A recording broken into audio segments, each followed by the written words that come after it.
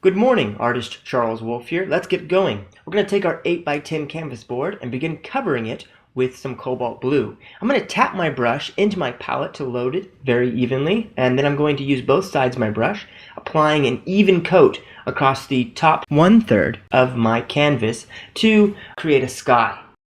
Again, I'm looking for fairly even coverage when I'm doing this. Now I'm going to let the brush run out a little bit because that will make a nice gradation from the top to the bottom as the sky gets closer to the horizon. It is going to get lighter, so we want to imitate that. I'm going to add a touch of the Mars Black to it to darken it up, just a touch. Don't put too much or it'll be way too dark.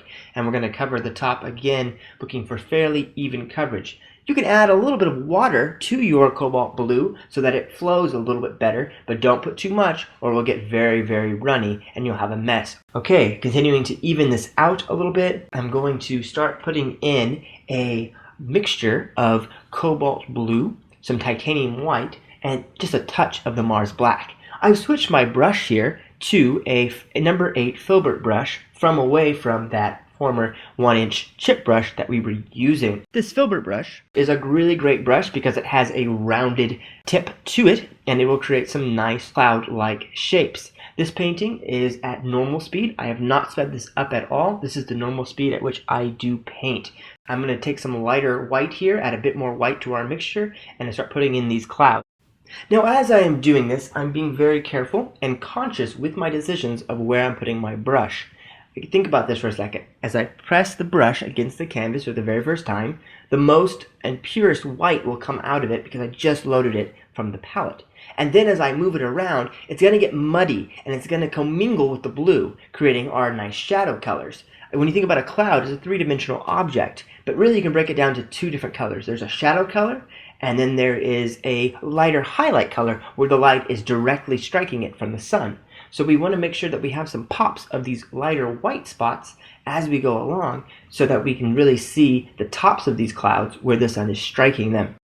Again, we still want some of that lighter highlight color, and then we also want some of that darker blue that we put down the very beginning showing through of some deeper background sky because we want some depth and motion in our clouds. Now, you don't have to do it exactly like I'm doing. Your clouds can be a different shape, but as a general rule of thumb, leave some blue, the darker cobalt pure blue that we put down first.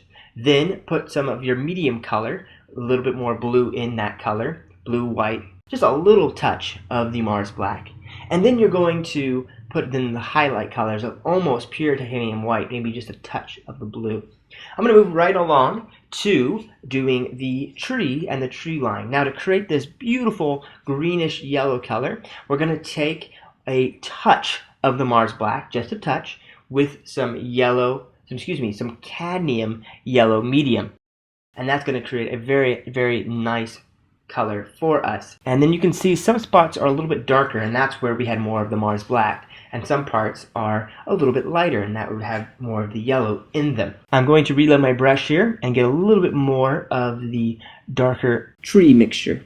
While I am painting these trees, I'm going to bring in raw umber here to give it that nice brown cast. Trees, they have this sort of brownish undercoat, and then they have the highlights of the yellow and the green. So we want to kind of imitate that. We have the shadows are going to be that raw umber brownish color, and then the highlights are going to be that brighter yellow. I was very careful to put a larger bush on the left-hand side. It's going to take up about 1/3 of your canvas, but not from the bottom, a little bit up. And then I'm going to put a small little tree line in the back. To do that, I'm just sort of tapping, letting the brush work for me. I'm not too concerned with exactly where everything is happening. I'm just trying to get a nice shape to my background trees. A little bit of the darker color here.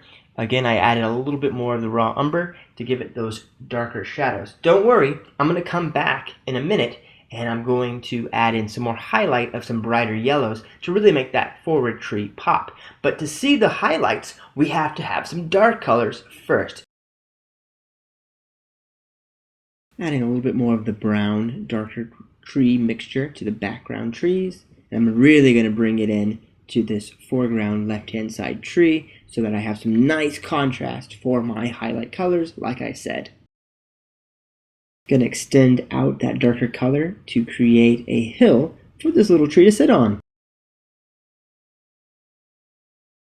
Here comes those highlights. And again, it's a mixture of almost pure cadmium yellow with just a touch, faintest whisper of the Mars black. And it just is a beautiful, beautiful color. I'm allowing my darker shadows to sort of form the kind of what could be the branches there, especially on the left hand side. You can kind of see that. So I was very careful with how I was placing my highlights. Again, on the farthest back trees, I started with more of a highlight color and I added a little bit here and there. I tried to put my darks on the same side throughout, especially if trees are farther away from me, they're going to be a little bit darker. But as they come closer to me, I'm going to make them a little bit lighter as I go along. I've started adding in the sort of this hill here underneath my main forward left-hand tree there. I'm going to bring in a little bit of a slightly different color green. This is created with cadmium yellow medium with a little bit of cobalt blue. It's going to be a more bluish green, and I wanted that green just a little bit of contrast. I'm going to cover it up a little bit more because I don't want it reading too springy green, and that's what's going to happen if I leave it with that blue. So I'm going to back that off a little bit. The grass is sort of not dead, but it's not really vibrant either. It has that sort of golden cast of autumn, and that's what we're really going for in this piece. So that's why I'm using so much of the cadmium yellow medium. There's this lighter green going on here, and again, that is taking a little bit of the cadmium yellow medium and bringing up that bluish green. I'm going to go back over it with a little bit of the raw umber and mixed with some more of the cadmium yellow medium as we go along. I want to dirty it up. I don't want it to be too vibrant and bright like it is right now. It needs to be more yellow. It's too green. But we can fix that. One of the great things about painting is as we go along, as we paint, if we make a mistake, it's not a big deal. We can always paint over it. If we're using acrylics like here and using acrylics like I am, they're really awesome because they dry so very quickly. And that is a great feature of acrylic painting, is that you can take like a hair dryer, dry down the painting, and then keep painting right over the dried paint. And it will stick to it, and it'll be great. Again, I'm now bringing in some details. I'm decided to lighten up the bottom part of my canvas. I would like to point out here on the nearest hill how the darker colors make it distinct from the background hill, as well as the variety of colors creates a nearness. Here comes some almost pure cadmium yellow, and I'm going to create a sunbeam sort of falling across this field here that we have on the bottom right. Again, that is almost pure cadmium yellow, but as I put it onto the canvas, it's going to mix slightly with the darker colors underneath and get more, pick up a little bit of that brown and that darker Mars black from earlier. Okay, a few more highlights. I just want to make sure that this pops nicely. Again, just using the sort of the edge of the brush. I'm not trying to be too detailed with this painting. This is a basic beginner's painting, but I'm going to let the brush do a lot of the work. I'm not really a detailed type artist. I like things to be a little bit more abstracted in my artwork. If you check out my other paintings, you'll see I go all the way from doing these nice landscapes to more pure abstracts, where there is not really a object of painting, but more of maybe colors or an idea, more about the paint and the canvas than it is about painting a picture.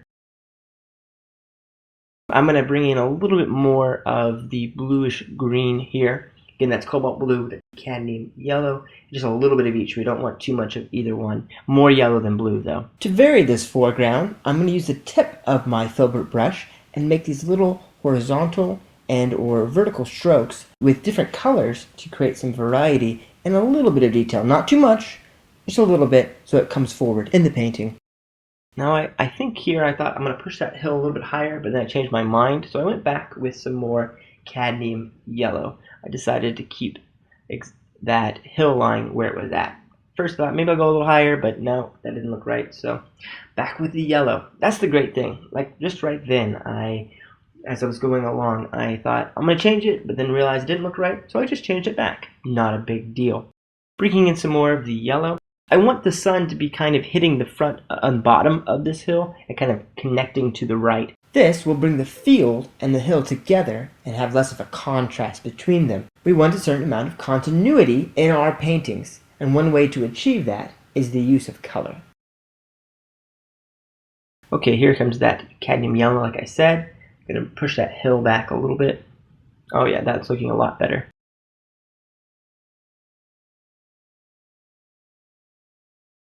Getting very close to the end here, and I'm just blending this all together, and there you have it, a complete painting. Didn't take very long. I hope this was helpful.